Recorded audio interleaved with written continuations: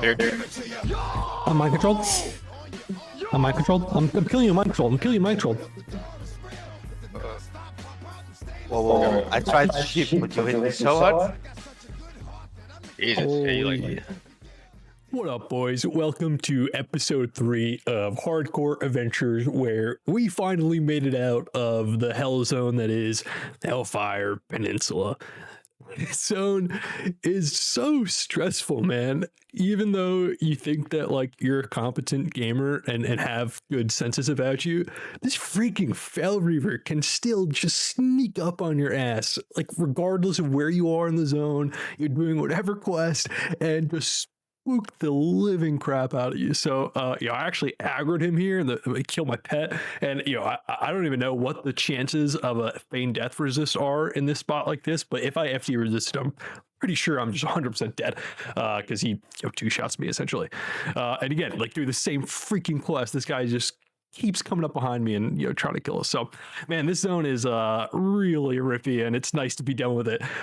Even the elite quests in this zone, like here's a clip from Pops who was doing the Azorius quest, and this mob just rips. It is ridiculous how much damage a lot of these elites do. He's coming for me now. I don't mind that he comes for me. Whoa! Oh no! Yeah, R.I.P. Pops. That damage is just so ridiculous. So we are happy to be done with Hellfire Peninsula and have moved on to brighter shores. Zangarmarsh is just such a chill zone, and not only is it relaxing in the sense that there's not wandering elites that are going to one-shot your ass, but it's also just a cool zone because of the amount of diversity that it is throughout. You have the underwater zones, you have the little village territories with the muck dwellers or whatever, you got like random dead zones with the bog guy walking around, you have the caves. It's just there's a lot going on that makes the zone enjoyable from a questing experience, and it's fairly laid back and chill with not a lot of things that pose that much of a danger. Now there is those nagas, witch casters, who have that ice ability that can do a lot of damage, and it has been responsible for at least one death in our guild so far. But overall, Zangarmarsh has been an absolute pleasure to quest through, and it was a really enjoyable time. Once you get friendly reputation with the Sporegar race in Zangarmarsh, that's when you start unlocking the quests for the dungeons in the Coilfang Reservoir, specifically the Underbog and the Slave Pens, which are the next dungeons that we take on in Hardcore TBC. So, after finishing up all of the quests in the zone, we get ourselves a group and decide to take on both the Slave Pens and the Underbog. We decided to start with the Slave Pens first, given that it's a bit lower level of a dungeon, but both dungeons can be fairly rippy, and we've had hardcore deaths in each so far. We once again had a really solid group comp for this dungeon, being led by Warrior Tank, Priest Heals, Hunter Mage, Feral DPS, so really solid comp that made pretty easy work of most of these packs. The Slave Pens is a prison and forced labor camp inside Coilfang Reservoir. The Naga, led by Lady Vash, are draining all the water from Zangarmarsh to control Outland's last major freshwater supply. To build and maintain the reservoir, they've enslaved local races, mainly broken draenei and marsh creatures, forcing them to operate pumps and expand Naga infrastructure. When players enter the dungeon, the goal is simple: free prisoners, disrupt Naga operations, and weaken Coilfang's control of the region. Slave Pens is an early strike against Vash's forces, setting up the larger conflict that leads to the raid, Serpent Shrine Cavern. The main threat in this dungeon are the Coilfang Soothsayers, who are able to cast a mind control effect on any member of your party. This effect was responsible for me almost one-shotting a Clothy in our group, leading to one of the most rippy moments we've had dungeoning in TBC so far. The only other mob we should mention is the Coilfang Ray, which can cast a Psychic Horror, which is just a fear that'll affect the entire party, which can obviously lead to chain pulls and bad things happening. So be careful of those two mobs, and the rest of the pack should be pretty easy. The first boss in normal mode is Manu the Betrayer, and he is just as simple as a tank and spank as it gets. On heroic mode, he has a few more mechanics with laying down totems that you actually have to pay attention to and kill, but for the most part, in normal mode, this was just a simple tank and spank. The second boss is Rockmar the Crackler, not to be confused with the brain bug from Starship Troopers. But this boss again is just a simple tank and spank with no real remarkable ability to speak of. He has a water spit, which is like a frostbolt volley where it will require some group healing, but really this boss was a piece of cake and should be a tank and spank for any group composition. Some of the packs in the hallway leading up to the last boss are a little bit dangerous, and we were definitely a little bit overconfident with what we were paying attention to during these pulls, specifically not paying attention to the soothsayers who put a nasty mind control on me after a group party fear, leading me to almost one-shot our mage Clothy, which, man, that would have felt so bad being responsible for killing someone in hardcore. I've never happened to me so far, so thank God, but that's not an experience that I'm looking forward to if that actually ever happens. So be careful of those soothsayers and make sure you're interrupting or just killing them as fast as possible.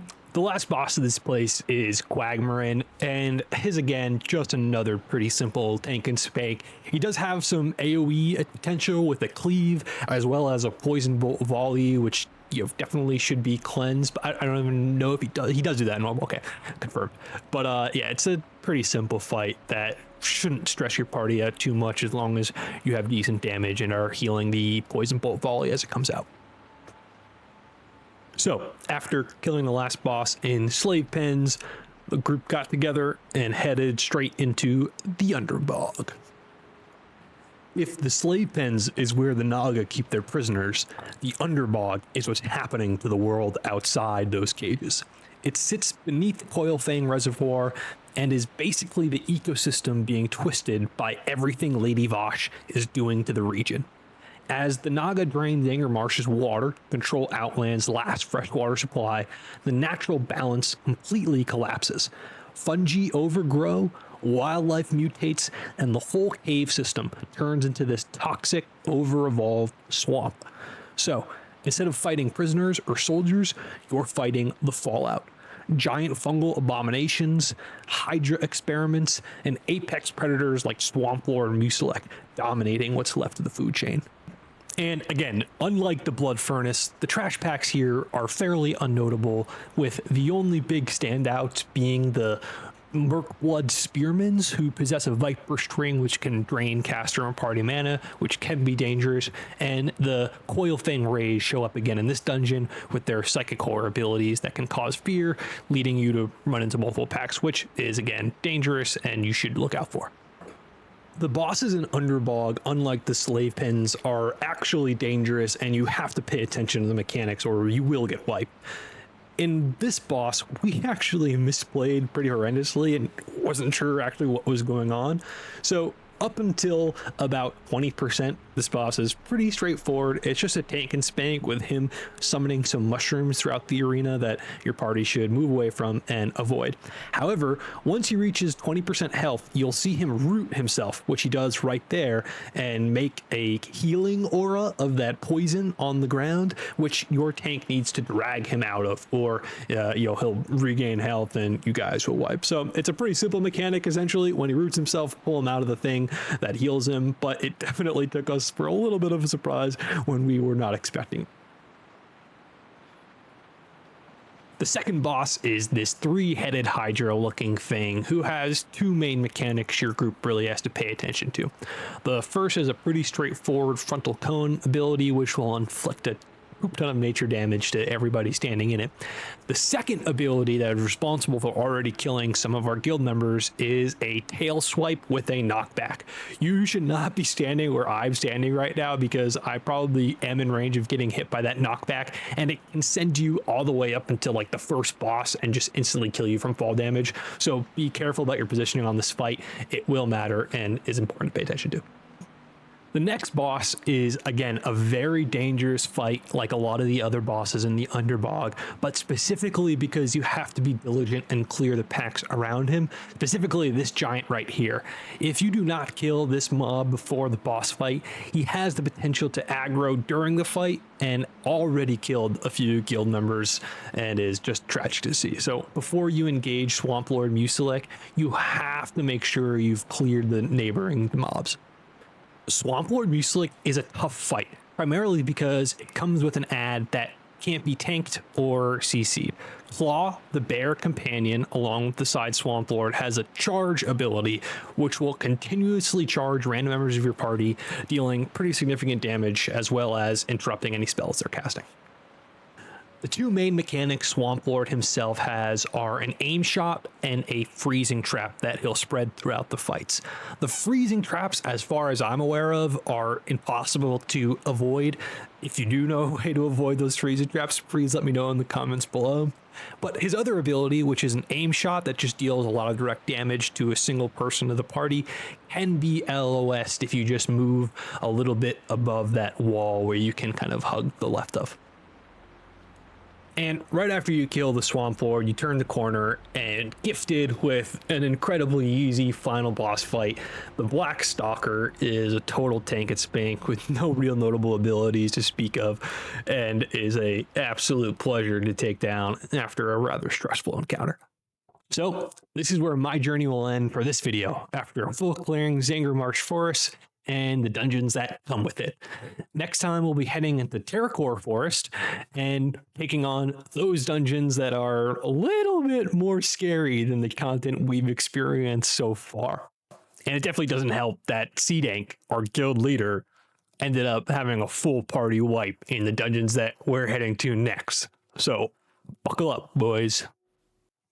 Overall, the guild progression has been moving rather smoothly. There are about a dozen level 70s already 5 days into the expansion.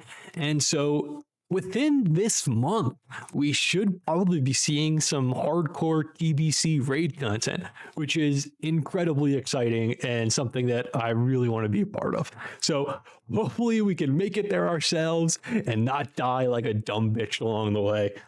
Thank you all for tuning in. Really appreciate the views and feedback on these videos. If you guys want to see anything else or have any comments or suggestions, please let me know. It's an absolute pleasure to put these together. Peace, boys. Until next time.